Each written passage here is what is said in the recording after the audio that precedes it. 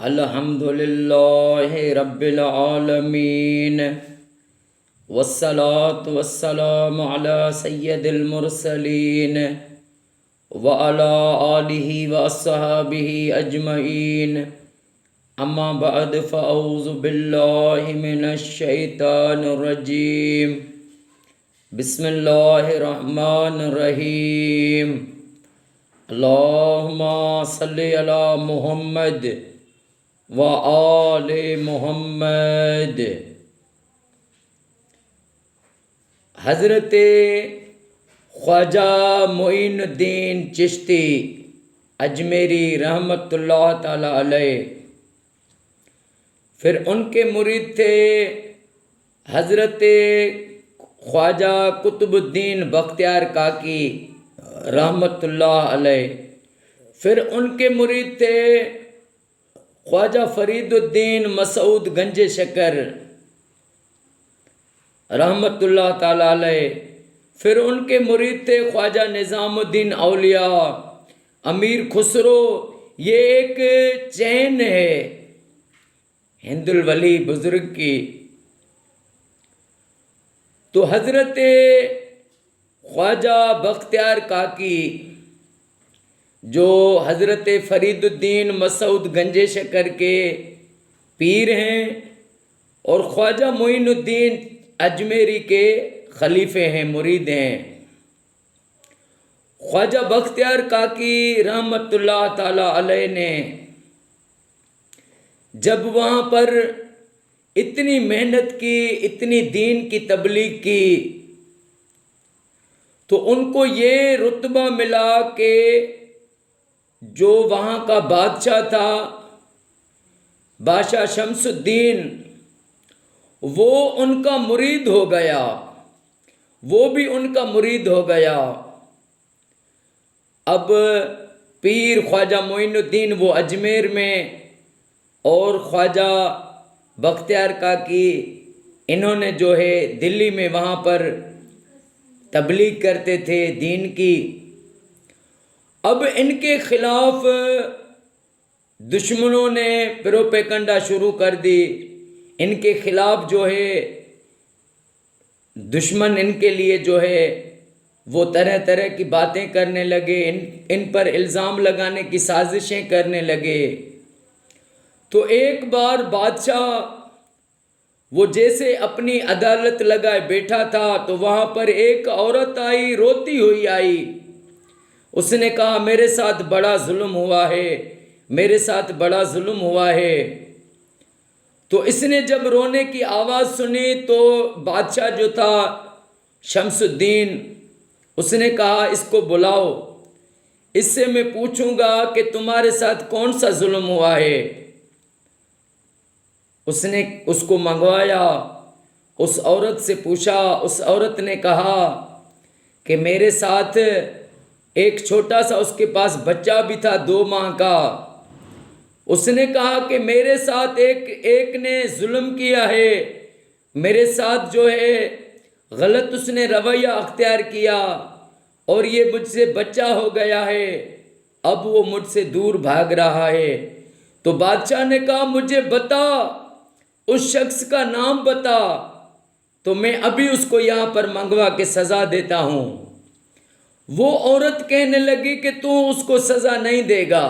اس نے کہا میں سزا دوں گا، مجھے بتا۔ تو اس عورت نے کہا کہ میرے ساتھ یہ جو ہے یہ بددیانتی جو کرنے والا شخص ہے اس کا نام ہے بختیار کاکی۔ اتنا بڑا الزام، اتنا بڑا اس پر جو ہے بہتان لگایا، ظلم کیا اللہ والے سے۔ تو اس نے منگوایا حضرت خواجہ بختیار کاکی کو منگوایا، تو انہوں نے اپنے ہاتھ میں ایک لاٹھی لی اور چل پڑے۔ تو اس کو لوگوں نے کہا کہ آپ کسی سواری پر چلیں، ایسے مناسب نہیں لگتا۔ تو خواجہ قطب الدین بختیار کاکی نے کہا کہ آج ہم جو ہے آج صرف بزرگ بن کر نہیں، آج ہم مجرم بن کر بادشاہ کے پاس جا رہے ہیں۔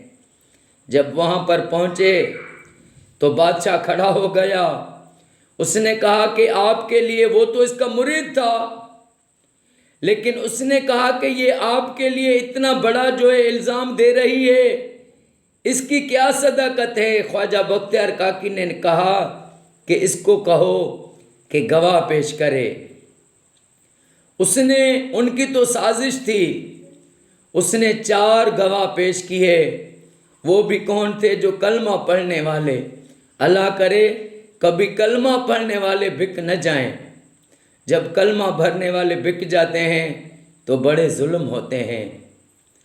اب ان کو گواہوں کو پیش کیا، انہوں نے بھی جھوٹی گواہی دی۔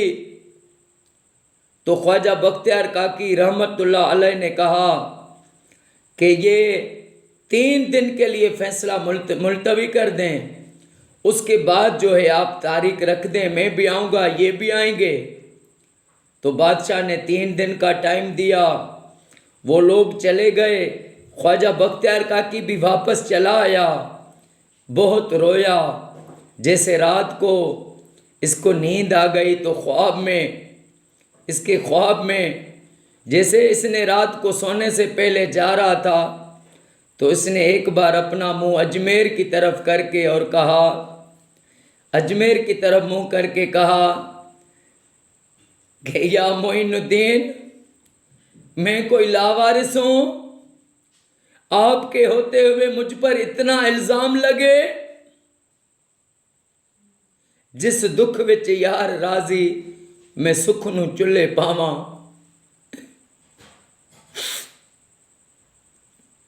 بزرگ روئے اور انہوں نے جیسے سو گیا تو ان کے خواب میں خواجہ معین الدین چشتی آئے، فرمایا بختیار کاکی تم نہیں گھبراؤ، اس فیصلے میں خود آؤں گا، اس فیصلے میں خود آؤں گا۔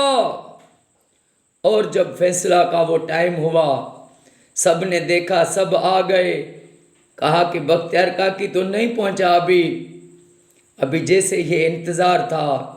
تو خواجہ بختیار کاکی نے کہا میرا پیر ابھی تک نہیں آیا ہے، اس نے کہا تھا میں آؤں گا، ضرور آئے گا۔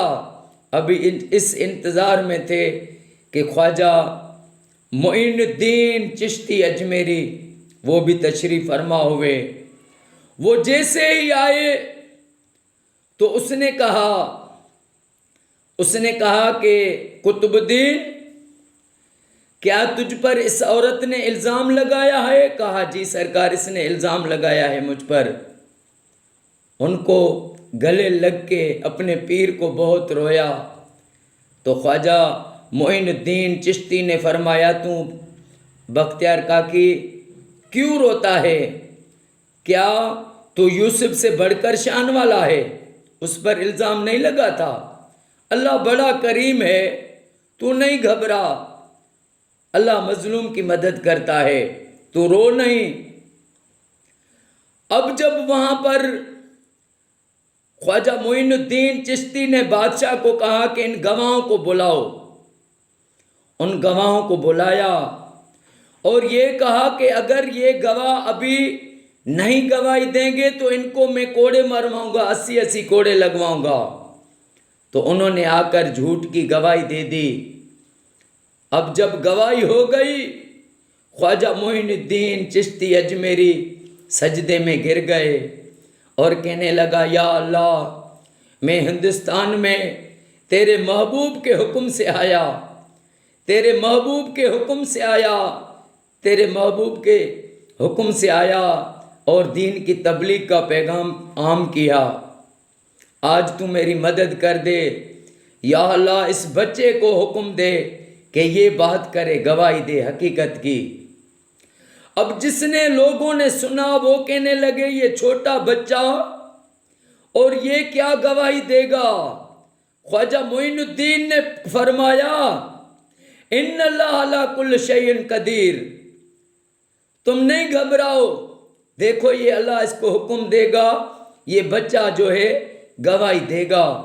اب یہ رب کا ایک کرشمہ ہو گیا کہ اس بچے کو جب خواجہ معین الدین چشتی نے اٹھا کر پوچھا کہ تو بتا تیرا باپ کون ہے؟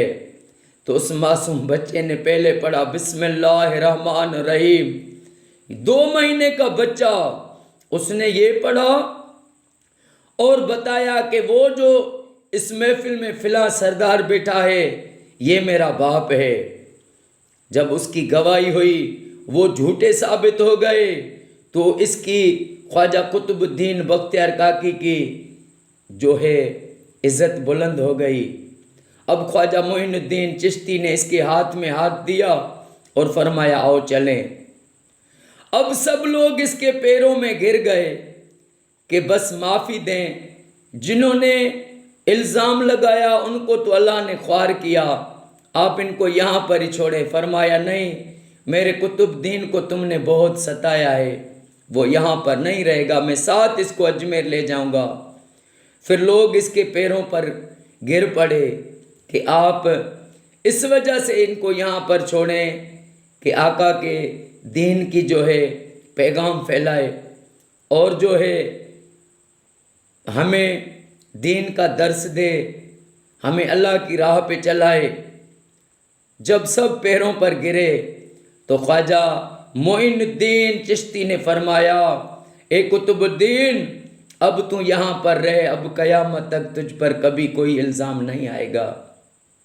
تو اللہ کے بزرگوں نے جو زندگی میں دکھ دیکھے، جو ان پہ الزام لگائے گئے، لیکن میرا رب جس کا رب اس کا سب، تو میرا رب کریم ہے، وہ اپنے پیاروں کو ایسے اکیلا نہیں چھوڑتا ہے۔ لوگ دنیا دار، یہ دنیا بڑی بامری، پتھر پوجن جائے، گھر کی چکی کوئی نہ پوجے جس کا پیسا کھائے۔ ان اللہ والوں کو دنیا داروں نے، ظالموں نے ستایا، لیکن انہوں نے راہ حق سے کبھی پیچھے نہیں ہٹے۔ انہوں نے نہ ملامت کی پرواہ کی، نہ کسی کی واہ واہ کی پرواہ کی۔ ان کی کوئی ان سے محبت کرے تو یا ستائے، لیکن انہوں نے اللہ کے پیغام دینے میں کبھی پیچھے نہیں ہٹے۔ اللہ پاک ہمیں ساری زندگی اپنے کریم آقا پر مرتے دم تک درود پاک پڑھنا نصیب فرمائے۔ اللہ پاک میرے آقا کی ساری امت کو فرقہ وارث سے بچائے۔ سارے پاکستان میں، سعودی، ایران، عراق، شام، مصر میں، فلسطین میں، جہاں بھی مومن رہتے ہیں، رب سب کو یہ انعام دے، یہ سعادت دے کہ وہ اپنے گھر میں لاکھ درود پاک پڑھوائیں۔ اس آخری دور میں ہمیں کوئی اور راستہ نہیں ہے، کثرت سے درود پاک پڑھو اور اپنے آقا پر گھر میں لاکھ درود پڑھواؤ۔ اللہ پاک معصوم علی اصغر علیہ السلام کے صدقے میرے آقا کی امت کو فرقہ واریت سے بچائے۔ رب میری دعا قبول فرمائے۔ السلام علیکم ورحمۃ اللہ وبرکاتہ۔